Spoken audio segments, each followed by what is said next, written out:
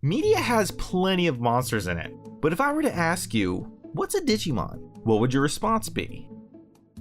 Yeah, that's the obvious one. It's something I'd expect from someone who calls a Pokemon a Pokemon, unironically. A good try, but we're gonna go with something a little less wrong. But it's okay, you're here to learn. And the truth is, there are actually 2 correct answers you could have said here. Alright, I like that. Still off, but I like the initiative. Now, correct response number 1 is an anime where kids team up with talking monsters to save the world. Okay, that's actually pretty on point. Which also means that you were probably introduced to Digimon the same way I was, through the Fox Kids dub. Which also means that you probably fell in love with a fun cast of characters, were pumped up by the action-packed battles, and shipped TK and Kari. You know, the traditional Digimon fan. But there's also another way you might have come across our favorite digital companions. Okay, dude, you're just reaching now. Correct response number 2, the virtual pet craze. Definitely one of the more interesting fads of the 90s. Virtual pets, which realistically most people just thought were exclusively Tamagotchis, were little digital companions that you carried around with you and watched as they slowly died from your neglect. The real monsters are the ones you see in the mirror. Actually, I don't care. These things weren't that much fun. Probably because there really wasn't that much to do with these things other than feed them and clean up after them. You know, the fun parts of owning a pet. But all of that changed when a marketing deity had a glorious idea. What if we added violence? And thus, Digimon was born, which would lead to multiple anime adaptations, toys, trading cards, and of course, video games. Lots of video games. Like, you're gonna be surprised at how many video games. And today, we're gonna look at the first of them, Digimon World on PS1. A game in the franchise that really embraced its virtual pet roots. Oh yeah, that wasn't just backstory to bore you, educate you. It's relevant. Let's get digital. Now, to the game's credit, it opens up with a very cool CGI fight between Metal Greymon and Metal Mamemon that actually still looks pretty good, even today. That is until the game goes full Toy Story on us and introduces the humans, who are really just playing with their virtual pets. From there, our surrogate hero is sucked into his virtual pet. Or Digivice, maybe? I mean, that's kind of what we all call these things. Whatever. To go to the digital world. Now that's what I remember from the show. Then of course, we're introduced to our partner Digimon. And then we get the rundown on what's actually happening from this old man who clearly isn't Genai. But as a kid in the 90s, I didn't care. This is why I got the game, because I loved the show and I wanted the experience. We're even starting off on Fire Island, just like the DigiDestins did. But that's about where the similarities end, just as soon as we take control. The momentum slows down, and it stays down for a while. This game has a slow start, and it takes a good chunk of time to vamp back up again. Assuming you don't screw things up. Something that I obviously didn't do. But we'll get into that, for your sake. But for now, what's happening? What crisis has befallen the digital world? Devimon? The Dark Masters? The Digimon Emperor? No. Something far worse. Dropping property value! Or basically, Digimon on the island used to live in the city, and now they don't. And for some reason, it's your job to get them to come back, which will somehow save the digital world. Somehow! So, admittedly, that doesn't sound too exciting, right? Yeah, I probably wouldn't lead with it either. Maybe start out with an epic Digimon fight? Right. But in truth, it's the rebuilding of the city that actually leads to arguably the best aspects of the game, the search and the reward. As a newly christened DigiDestined, you're not only tasked with getting the Digimon to return to the city, but also finding out why they left in the first place, which I'm sure has nothing to do with the fact that the end boss is literally a stone's throw away either. Now, I won't technically spoil it, but the real reason is actually kind of vague and pretty predictable. And while those answers blow, yeah, they do, searching for them doesn't. As soon as we're let off the leash, we've pretty much got free run of where we want to go.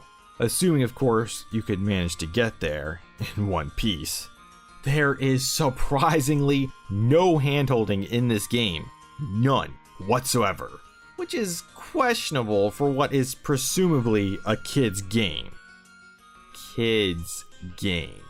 Because a lot of exploration, puzzles, and other mechanics, you kinda just gotta figure them out for yourself.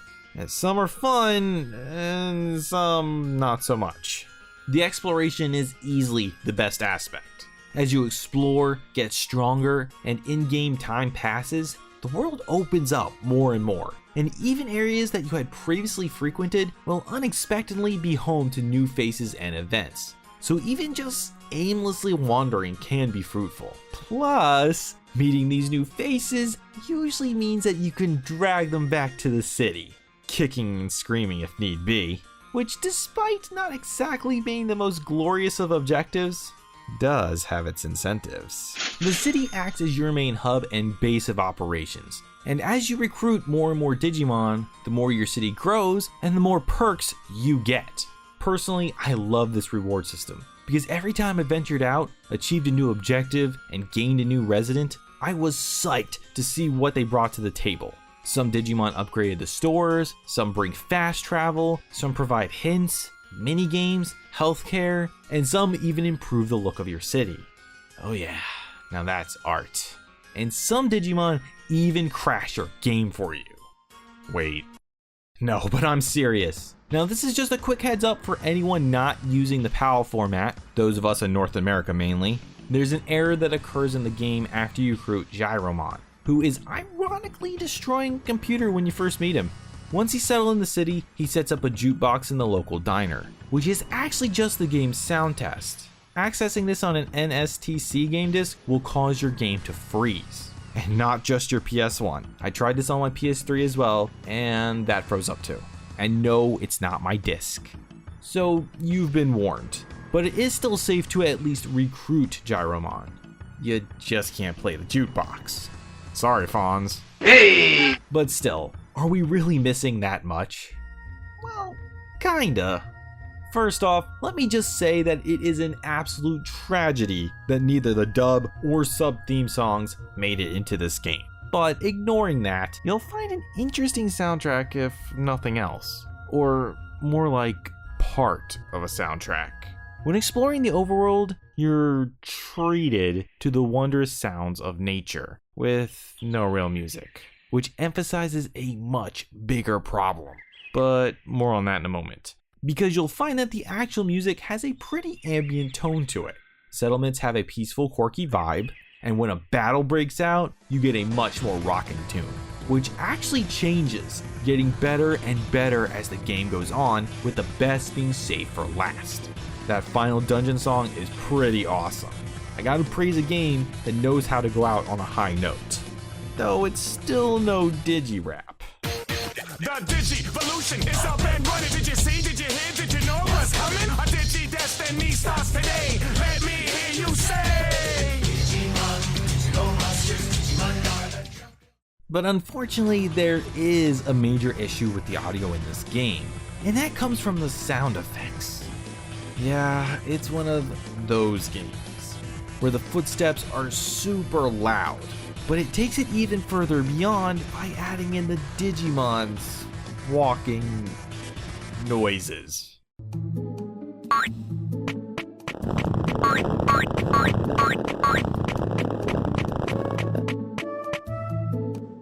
and some are just ear-piercingly bad.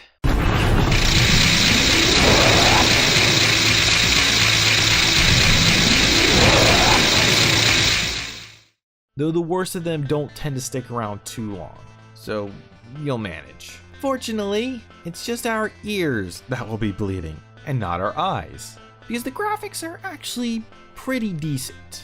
I mean, for the PS1 era, obviously. I'm not gonna go all gung-ho and completely bash the graphics too much. There are certain expectations that come with playing retro games, but there are some things that I need to mention, and some that I just can't ignore. Like how there's some nice unique areas to see and explore in this game, from a haunted mansion, tropical forest, mines, and more. And while they don't look as good as, say, most Square games of the time, they aren't bad either, when you can actually see them. This is honestly one of the oddest problems I have ever experienced in a game. In some areas, the camera is directly above the player, complete bird's eye view, except that it's really zoomed in, making it nearly impossible to see what's in front of you. So, you can evade enemies. It is so cheap when you get blindsided by enemies that you couldn't see coming, especially when you just entered the area. Toss in invisible walls, and the fact that the walking controls are a bit stiff, it ends up causing more trouble than it should. But it's not all bad either. Despite the time period, the Digimon themselves actually look pretty good. I mean, seeing them in 3D now doesn't exactly have the same impact that it had back then, but they still get the job done. And their animations and emoting run the gambit from cute and charming to obnoxious and annoying. But either way, they show off a lot more character than I would have expected. I also have to note that the Digivolving scenes still look awesome, and so do the death scenes. Yes! Die, Numamon, die, you worthless piece of crap! Huh? No, not you. Well, yeah, you go die too. Oh man, watching that is therapeutic. In fact, I think I need more. What do you think you're doing, Numamon? Numamon? Do you slimy Digimon call this fighting? Numamon! You got it! Yes! And trust me, even if for some reason you like Numamon, you probably won't after playing Digimon World. And that has a lot to do with the raising aspect of the game, the part that draws directly from its virtual pet heritage. Because unlike the shows, you aren't saddled with just a standard companion. Instead, what you get is a Digimon with a life cycle. It grows, it digivolves, it craps. Jesus, does it crap? And of course, it dies. Especially if it's Leomon. But what's cool is that it also reincarnates, meaning you get to try your hand at raising a variety of Digimon. And depending on how well you raised your Digimon in its past life, will affect its stats and moves in its new one. Though I do feel the need to nitpick the whole life cycle thing in this game, since it seems like only your Digimon is affected by time, and literally no one else. I guess it's like the O2 kids in Try. It's probably best just to not think about it. Which brings me right back around to raising the little monster. Raising your Digimon, to be blunt, is an absolute chore. It eats up way more time than it has any right to, and is easily the worst aspect of the game, but is such a huge mechanic that I simply can't ignore it. Every time your Digimon starts a new regeneration, it doesn't matter what was going on before. You found a new area to explore, gotta clear out some bandits, save a trapped Shellmon? Well, drop it. It's time to get swole. Since taking a baby or in training mon into the wild is basically suicide, so that means training, and even more training.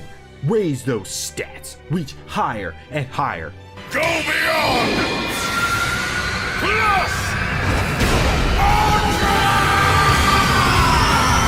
Yeah, so aside from being just a major time sink, training your Digimon really just boils down to constantly repeating the same exercises over and over and over again. all while slowing things down even further as they complain about being hungry or tired or their never-ending need to drop a Sukamon.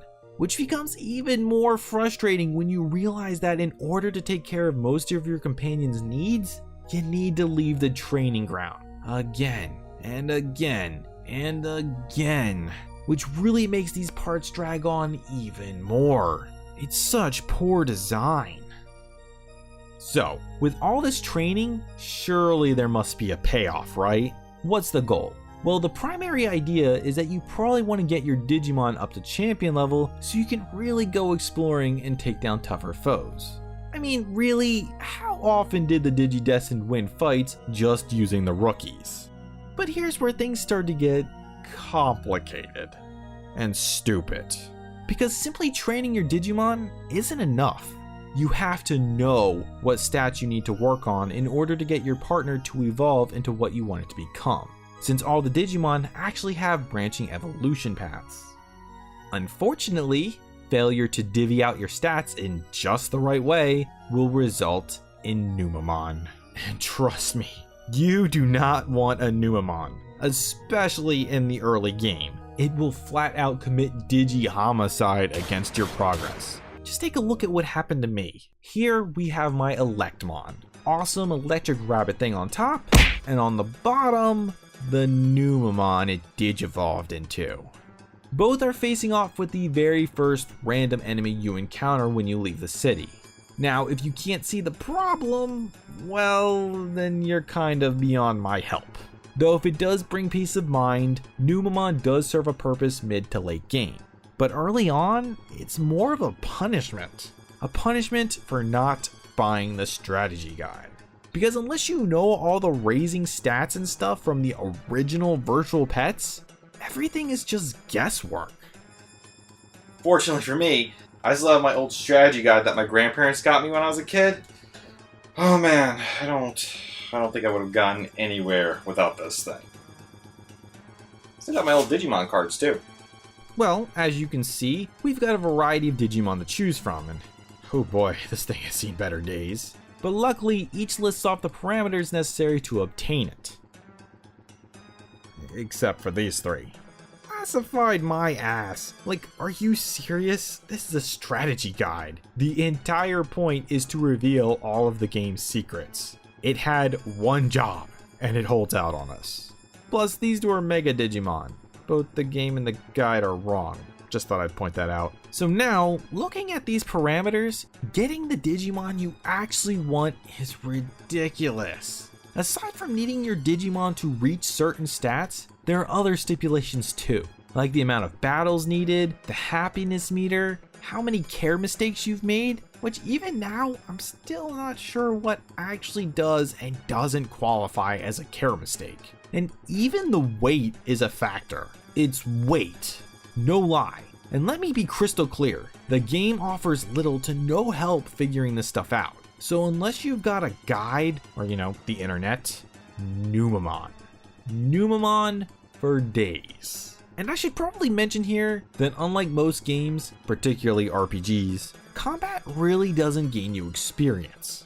I mean, it gains you a smidgen, but it pales in comparison to the training, and will just eat up your resources trying to grow that way.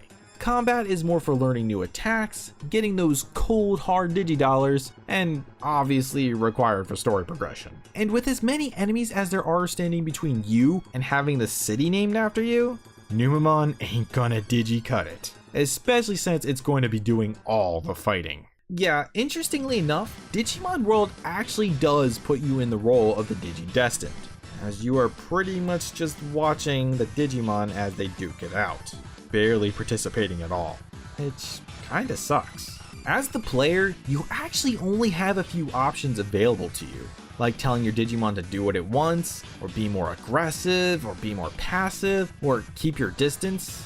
That of course assuming the derpy thing actually listens to you at all. Come on! I have way more than enough badges for this. But the fights really do get rage-inducing when your Digimon starts taking easily avoidable hits or just deciding it wants to waste MP on a massive attack when the enemy is just an inch away from death. Which brings up yet another issue, the MP. Point blank, running out of MP is a death sentence, plain and simple, because at that point, your Digimon can't do anything. It can't even struggle, and if you're in a storyline fight, you can't run from the battle. You're dead, so you better stock up. And strategy? Well, that is basically all the strategy available to you. Can you outspend your opponent? Here, watch as I do my Elite Four impression in the digital world. Oh no, my Digimon is about to die. Full heal, full heal, full heal. I can do this for days. Full heal, full heal. Oh, would you look at that? I won. Who would have guessed? Really, the combat just comes down to a battle of attrition most of the time, since the AI will do its best to ruin any semblance of a strategy you might fathom. Unless of course you are at peak level Ultimate Digimon status. Then you can pick the attacks. But by the time you get to that, the game is pretty much over. And I really think that is what will ultimately turn Digimon World off to most gamers, even Digimon fans, which is my general consensus overall. While Digimon World does have a pretty interesting premise, a great way of letting you loose in its world, and an awesome reward system for progressing through said world, it's not enough to carry. The presentation was fine for the time, there is some solid music here, but the wonder of seeing our favorite Digimon in 3D has passed. At least at this level of 3D. But admittedly, if you can really get some momentum going and are willing to dedicate the time to really turn your Digimon into something fierce, then you might get some enjoyment out of this one. But I can't see many willing to slog through all that tedious raising and combat mechanics to get to that point. Ironically, what drags Digimon World down the most is its virtual pet origins, which makes this game nearly impossible to recommend. But fortunately, with so many great Digimon games out there, it's not a major loss. Stay prodigious, everyone. Hey there, DigiDestined, it's me, Spammer D, just reminding everyone that they should absolutely digivolve themselves into subscribers by hitting that subscribe button. And if you like this video, let me know. I'm debating on doing more Digimon reviews in the future and would love to hear your recommendations. But until then, thanks for watching and stay digital.